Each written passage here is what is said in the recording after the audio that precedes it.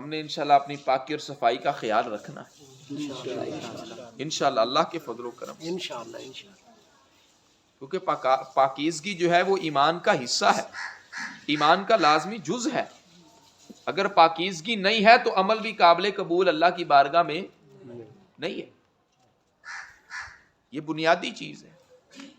ہمارے نبی حضرت محمد مصطفیٰ صلی اللہ علیہ وسلم وہ ہمارے نبی ہیں کہ جنہوں نے دین کی ہر چیز کی وضاحت کر دی ہے،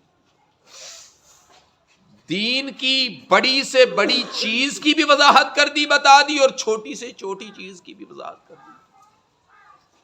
ہمیں بتا دیا ہم نے رہنا کیسے ہے، ہم نے چلنا کیسے ہے، ہم نے پھرنا کیسے ہے، ہم نے معاملات کیسے کرنے ہیں، ہمارا طریقہ سلیقہ کیسے ہونا چاہیے،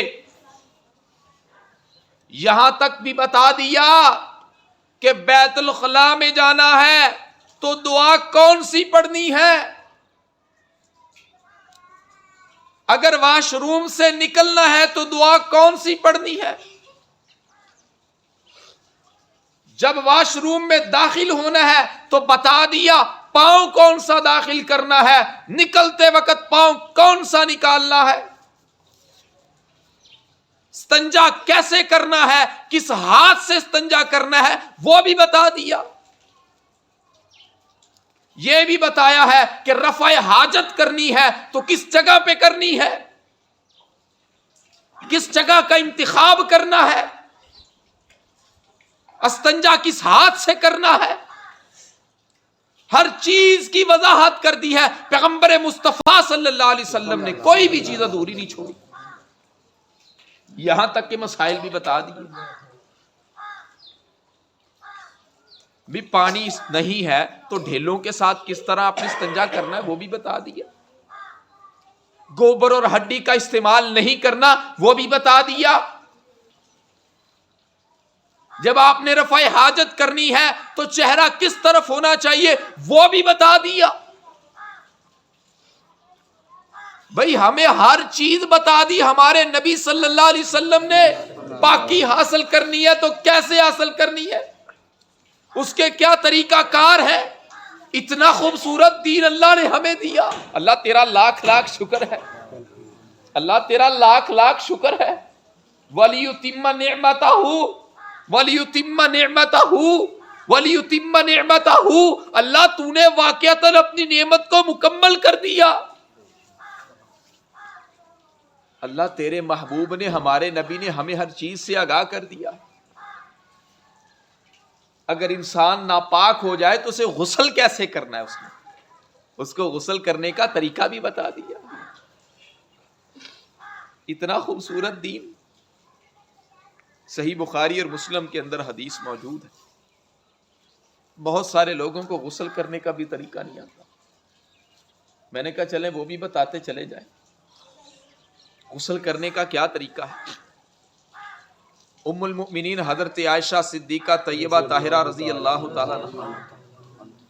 کون عائشہ رضی اللہ تعالیٰ عنہ؟ جو حضرت ابو بکر صدیق رضی اللہ تعالیٰ عنہ کی لگتے جگر ہیں۔ کون حضرت عائشہ رضی اللہ تعالیٰ عنہ؟ جو پیغمبر مصطفیٰ صلی اللہ علیہ وسلم کی زوجہ محترمہ ہے۔ کون حضرت عائشہ صدیقہ طیبہ طاہرہ، اور جن کی پاک دامنیوں کی گواہی عرش والا خدا آسمان سے نازل کر دے، وہ حضرت عائشہ صدیقہ طیبہ طاہرہ جو ہم سب کی ماں ہے، مومنوں کی ماں۔ حضرت عائشہ صدیقہ طیبہ طاہرہ رضی اللہ تعالیٰ عنہ بیان فرماتی ہیں کہ رسول اللہ صلی اللہ علیہ وسلم جب غسل جنابت کرتے تو آپ کے غسل کرنے کا طریقہ یہ ہوتا تھا، آپ سب سے پہلے اپنے ہاتھوں کو دھوتے تھے، ہاتھوں کو سب سے پہلے ہاتھوں کو دھوتے، پھر کائنات کے امام اپنے پیٹ سے نیچے اور گھٹنوں سے اوپر والا جو حصہ ہے اس کو کائنات کے امام دھوتے تھے۔ یہ غسل کرنے کا طریقہ بتا رہا ہوں، نوٹ کرتے جائیے۔ کہ پیٹ سے نیچے گھٹنوں سے اوپر والا حصہ رسول کائنات صلی اللہ علیہ وسلم دھوتے، اور پھر اس کے بعد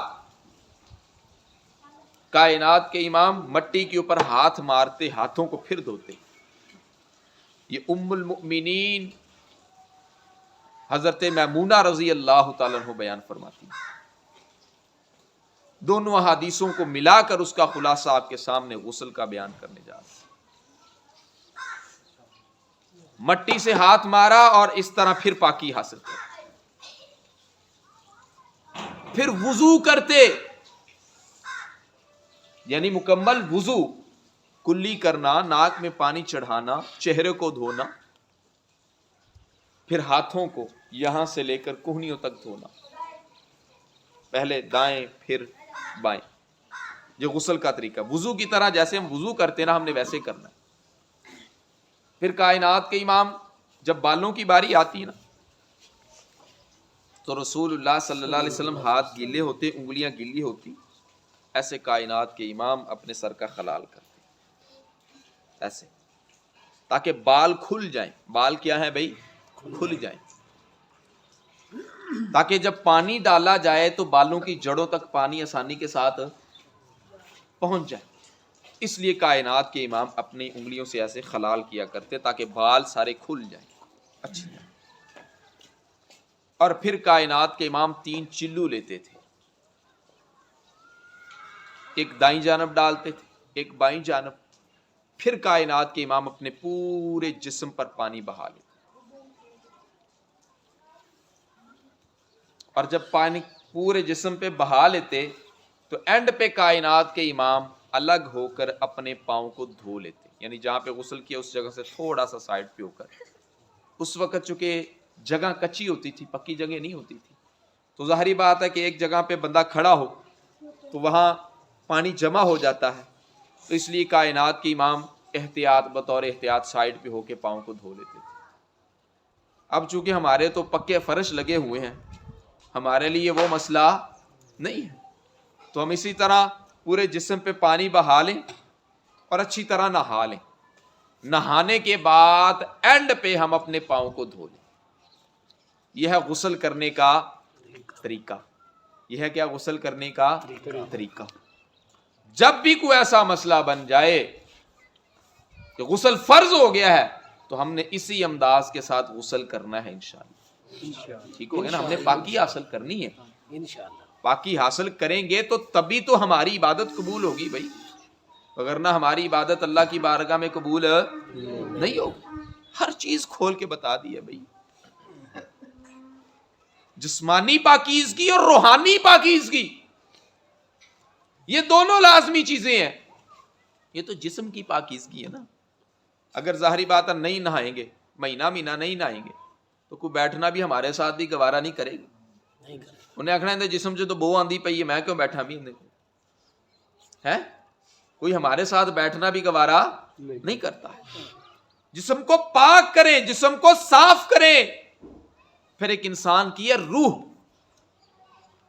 اس کی بھی غذا ہے، اس کو بھی پاک کرنا چاہیے۔ نماز پڑھنا، عبادت کرنا، ذکر الہی کرنا، یہ روح سکون اطمینان حاصل ہو جاتا ہے۔ اور جب بندہ وضو کرتا نا، جہاں انسان کا جسم پاک ہو رہا ہوتا ہے وہاں انسان کے گناہ بھی جھڑ رہے ہوتے ہیں۔ چونکہ رسول اللہ صلی اللہ علیہ وسلم نے فرمایا کہ اگر کوئی بندہ جب وضو کرتا ہے اپنے ان ہاتھوں کو دھوتا ہے نا، جب ہاتھوں کو، تو ہاتھوں کے جتنے بھی صغیرہ گناہ ہوتے ہیں اللہ سارے معاف کر دیتا ہے، حتیٰ کہ ناخنوں کے نیچے سے بھی نکال دیتا ہے اللہ۔ جسم بھی صاف، اعضاء بھی صاف، اعضاء کے ساتھ ساتھ گناہوں سے بھی پاک اور صاف۔ اور پھر جب کلی کرتا نا تو کائنات کے امام نے فرمایا منہ کے بھی صغیرہ سارے گناہ معاف ہو جاتے ہیں۔ ناک میں پانی ڈال رہا ہے، ناک صاف کر رہا ہے، چلتے ہوئے سفر کرتے ہوئے گرد و غبار اڑی ناک میں پڑ گئی، جہاں ناک صاف ہو کر وہ گرد و غبار نکل رہی ہے وہاں عرش والا خدا اس کے بھی صغیرہ گناہ معاف کر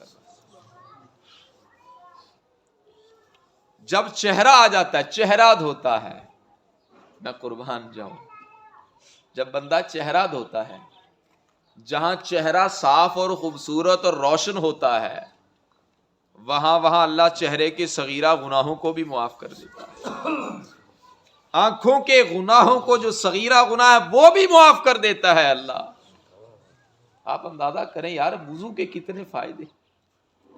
پھر کائنات کے امام نے فرمایا جب یہ بازو دھوتا ہے تو اس کے بھی گناہ معاف ہو جاتے ہیں، سر کا مسح کرتا ہے،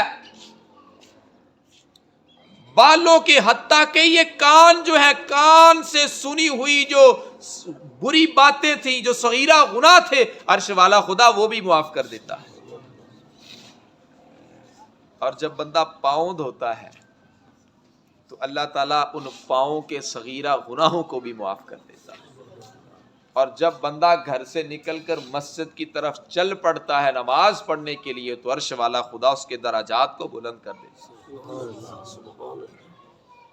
اور یارو وضو کرنا جہاں پہ طہارت ہے، پاکیزگی ہے، جسمانی صفائی ہے، وہاں پر عرش والا خدا کتنی نیکیاں بھی دے رہا ہے، درجات بھی دے رہا ہے، گناہوں کو بھی معاف کر رہا ہے وضو کرنے سے۔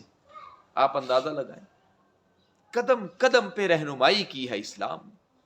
اور آج کے بعد انشاءاللہ اس بات کا عزم کر لیں کہ ہم نے پاک رہنا ہے، ہم نے صاف رہنا ہے، ہم نے پاکیزہ رہنا ہے، ہم نے برے نہیں رہنا، ہم نے اپنے آپ کو پاک کرنا ہے۔ اور یہی بس نہیں بلکہ اللہ تعالیٰ نے اپنے محبوب، اپنے پیارے نبی حضرت محمد مصطفیٰ صلی اللہ علیہ وسلم کو بھی پاکیزگی کا حکم دیا ہے۔ فرمایا وَثِيَابَكَ فَطَهِّرْ وَالرُّجْزَ فَاهْجُرْ، اپنے کپڑوں کو پاک اور صاف رکھیں، گندگی سے دور رہیں۔ ہمیں گندگی سے دور بھی رہنا چاہیے، ماحول کو بھی گندگی سے دور رکھنا چاہیے۔ کبھی کبھی میں سوچتا ہوں، ایک سکول کے اندر پڑے ہوتے ہیں وہ ڈسٹ بین سے، کوئی چیز کھائی اس میں پھینک دی، گھر میں ماشاءاللہ پڑے ہوئے ہیں، کوئی چیز کھائی کوشش ہوتی ڈسٹ بین میں پھینک دیں، ٹھیک ہے۔ کبھی کبھی محسوس کرتے راستے کے آتے جاتے ہیں وہاں ڈسٹ بین نہیں پڑے ہوتے، وہاں بھی ہونے چاہیے تاکہ کوئی بھی بھائی کوئی چیز کھائے، کھانے کے بعد وہ زمین پہ نہ اسے پھینکے بلکہ اس میں ڈال دے۔ کیلا کھایا، کیلے کا چھلکا اس میں ڈال دیا، کوئی بسکٹ کھایا، ویپر تھا وہ اٹھا کے اس میں پھینک دیا، تاکہ یہ ہمارا معاشرہ، ہم نے اپنے معاشرے کو بھی اس گندگی سے پاک اور صاف کرنا ہے، گھروں کو بھی، معاشرے کو بھی صفائی کا خیال رکھنا ہے۔ اس لیے کہ جو پاک اور صاف رہنے والے ہوتے ہیں، پاکیزگی کو پسند کرنے والے لوگ ہوتے ہیں، عرش والا خدا بھی ان کو پسند کرتا ہے۔ ان اللہ یحب التوابین ویحب المتطہرین، اللہ تعالیٰ پاک اور صاف رہنے والے لوگوں کو پسند کرتا ہے۔ اگر پاک صاف رہیں گے، خود کو پاک اور صاف رکھیں گے، گھر کو پاک اور صاف رکھیں گے، معاشرے کو گندگی سے پاک اور صاف رکھیں گے، عرش والا خدا اس پاکیزگی کی وجہ سے ہم سے کیا کرے گا بھائی؟ محبت کرے گا، محبت کرے گا۔ مسجد میں بھی آنا ہے، دیگر چیزیں تو دور کی بات، لہسن بھی حلال ہے، پیاز بھی حلال ہے، لیکن کائنات کے امام نے فرمایا جب مسجد کے اندر آؤ تو یہ بھی کھا کے نہ آؤ۔ یعنی اگر ہم کچا لہسن کھا لیں تو پیاز کھا لیں، منہ سے اس کی بدبو آتی کہ نہیں آتی؟ تو فرمایا اس بدبو کی وجہ سے فرشتوں کو اذیت ہوتی ہے۔ آپ اندازہ کر لیں، پاکیزگی، صفائی۔ بلکہ اللہ تعالیٰ نے مسجد قباء کے اندر جو لوگ آتے تھے نا اس دور میں، ان کے بارے میں اللہ تعالیٰ نے ان کی صفت بیان فرمائی، فیہ رجال یحبون ان یتطہروا، وہ پاکیزگی کو پسند کرتے ہیں، وہ صفائی کو پسند کرتے ہیں۔ اور پھر مالک کائنات نے ساتھ ہی کیا فرما دیا؟ ان کی پاکیزگی کی وجہ سے واللہ یحب المطہرین، وہ پاکیزگی کو پسند کرتے ہیں، عرش والا خدا ان کو پسند کرتا ہے ان کی پاکیزگی کی وجہ سے۔ پاک رہیں، صاف رہیں، لباس اچھا پہنے، جو اللہ نے نعمتیں دی ہیں اس کا استعمال کریں، غسل کریں، پاک اور صاف رہا کریں، نماز پڑھیں پاکیزگی کے ساتھ، صفائی کے ساتھ، اللہ تعالیٰ وہ قبول کرے گا۔ اگر پاکیزگی نہیں ہے، صفائی نہیں ہے، تو کوئی بھی عبادت اللہ کی بارگاہ میں قابل قبول نہیں ہے۔